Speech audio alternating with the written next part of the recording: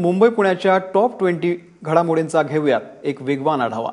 मुंबईच्या जे फ्लायओव्हरवर 3 गाड्यांचा काल रात्री मोठा अपघात झालाय, ज्यामध्ये 3 गाड्यांचा चिरडल्या गेलेल्या आहेत। काल रात्री 9 वाजता सीएसटी वरून दादरला जात असताना स्विफ्ट डिझायरनं रेनॉल्ड कारला मागून टक्कर दिली। त्यातून मागून येणाऱ्या दुसऱ्या गाडीनं या दोन्ही गाड्यांना टक्कर दिली।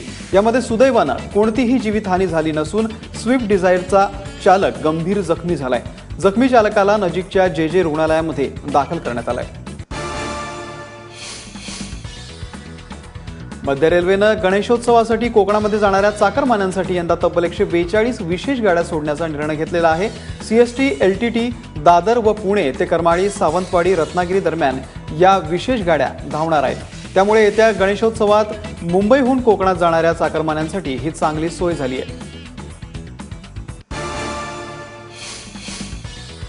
यंदाचा पावसाळाही मुंबईकरांना खड्ड्यातच घालावा लागणार आहे, कारण 31 मे पर्यंत मुंबईतील सर्व खड्ड्यांची कामं पूर्ण होतील असं आश्वासन मुंबई महापालिकेने दिलं होतं। मात्र अजूनही 267 खड्ड्यांची कामं रखडलेली आहेत। ही कामं आता ऑक्टोबरमध्ये सुरू करण्यात येणार असल्याचं महापालिकेचं म्हणणं आहे। दरम्यान महापालिकेनं परवानगी दिलेल्या 241 किलोमीटर रस्त्यांपैकी 90% काम पूर्ण केल्याचा दावा पालिकेनं केलाय। मुंबईमधील येवलेकर कुटुंबाच्या धाडसी निर्णयामुळे तब्बल 6 जणांना आपलं नवं आयुष्य मिळालंय। स्नेहा येवलेकर सोमवारी कार्यालयामध्ये जमिनीवरती कोसळल्या, त्यांना तातडीनं रुग्णालयात दाखल करण्यात आलं। डॉक्टरांनी स्नेहा यांना ब्रेन हॅमरेज झाल्याचं सांगितलं। त्यानंतर डॉक्टरांनी प्रयत्नांची शर्थ केली। अखेर येवलेकर कुटुंबाचे शेजारी असलेल्या डॉक्टर संजय ओक यांना स्नेहा यांचं देहदान करण्याचं सुचवलं आणि अतिशय कठीण प्रसंगामध्ये भावनांना आवर घालत येवलेकर कुटुंबानं देहदानाचा निर्णय घेतला। फोर्टिस रुग्णालयाच्या मदतीनं स्नेहा यांच्या दोन्ही किडन्या, हृदय, यकृत आणि दोन्ही डोळे दान करण्यात आलेले आहेत। त्यामुळे स्नेहा येवलेकर जरी या जगात नसल्या तरी त्यांच्यामुळे 6 कुटुंबांना नवं आयुष्य मिळालंय। काँग्रेसचे माजी आमदार आणि नेते बाबा सिद्दीकी यांच्या 5 मालमत्तांवरती ईडी अर्थात अंमलबजावणी संचालनालयानं छापेमारी केलेली आहे।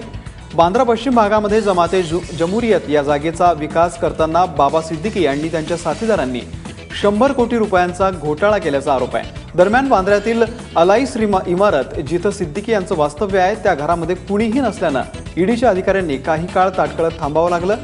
या सगळ्या झाडाझडतीवरती बाबा सिद्दीकी यांच्याकडून अद्याप कुठलीही प्रतिक्रिया मिळू शकलेली नाहीये। बालचित्रवाणी एक असा उपक्रम ज्यानं टेलिव्हिजनच्या माध्यमातून एक पिढी घडवली। शैक्षणिक आणि सांस्कृतिक संस्काराची बीज रोवली। मात्र म्हणतात ना, सगळ्यांचं सोंग आणता येतं, मात्र पैशाचं सोंग आणता येत नाही। आर्थिक संकटामध्ये अडकलेली बालचित्रवाणी बंद करण्याचा निर्णय राज्य शासनाच्या शालेय विभागानं घेतलेला आहे। दैनंदिन खर्च भागवण्यासाठी रक्कम नसल्यानं तसंच 50 पेक्षा कमी कर्मचारी असल्यानं बालचित्रवाणी संस्था बंद करण्याची वेळ आली आहे। यापुढे बालचित्रवाणीऐवजी ई बालभारती नावानं नवीन संस्था स्थापन करण्यात येणार आहे। तुकाराम महाराज पालखी सोहळ्यामध्ये रथ ओढण्याचा मान आपल्याला मिळावा अशी प्रत्येक शेतकऱ्याची मनोमन इच्छा असते। यंदा हा रथ ओढण्याचा मान पुणे जिल्ह्यातील लोहगावच्या भानुदास खांदवे आणि चिमळीच्या अप्पासाहेब लोखंडे या शेतकऱ्यांना मिळालाय।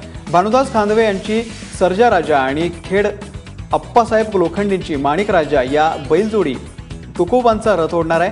येत्या 16 जून रोजी आषाढी वारीसाठी संत तुकाराम महाराजांच्या पालखीचं प्रस्थान होणार आहे। आपल्या बैलजोडीला मान मिळवण्यासाठी 18 शेतकऱ्यांनी देहू संस्थांकडे अर्ज केले होते।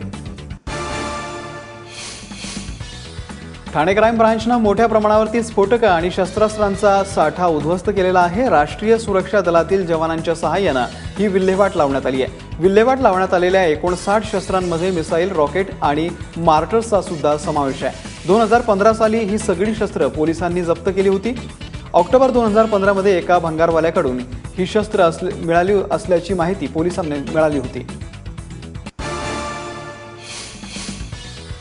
मुख्यमंत्री देवेंद्र फडणवीस यांनी पुण्याचा कचरा प्रश्न 1 महिन्यात सोडवला जाईल अशी ग्वाही 7 मेला दिली होती। हा महिना आता पूर्ण व्हायला केवळ 1 आठवडा शिल्लक राहिलेला असताना महापालिकेकडून तयार करण्यात आलेल्या आराखड्यावरती नागरिकांच्या सूचना मागवण्यात आलेल्या आहेत। गेल्याच महिन्यातल्या फुरसुंगीवासियांच्या आंदोलनामुळे निर्माण झालेली कचरा कोंडी स्थानिक पातळीवरती फुटली नव्हती, त्यामुळे अखेर तब्बल 23 दिवसांनी मुख्यमंत्र्यांनी त्यामध्ये हस्तक्षेप केला होता। तेव्हा एका महिन्यात हा प्रश्न मिटवण्याचं मुख्यमंत्र्यांनी आश्वासन दिलं होतं, मात्र स्थानिक भाजपकडून होत असलेली दिरंगाई पाहता याची शाश्वती वाटत नाहीये। वाढीव फी भरण्यासाठी विद्यार्थ्यांना आणि पालकांना नोटिसा धाडणारा दहिसरच्या युनिव्हर्सल शाळेला राज्य सरकारनं चांगला दणका दिलाय।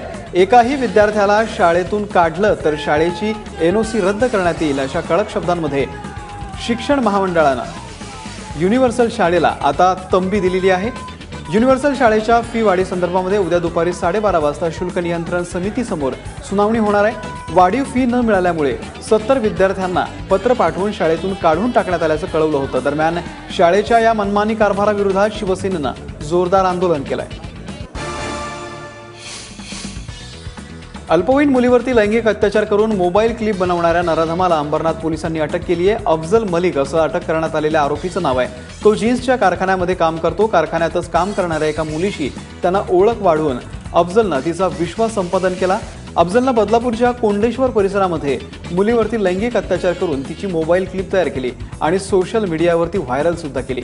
हे प्रकरण पीडित मुलीच्या पालकांना समजताच त्यांनी पोलीस ठाण्यामध्ये धाव घेतली। पोलिसांनी आरोपीला अटक केली असून न्यायालयानं त्याला 3 जूनपर्यंत पोलीस कोठडी सुनावली आहे।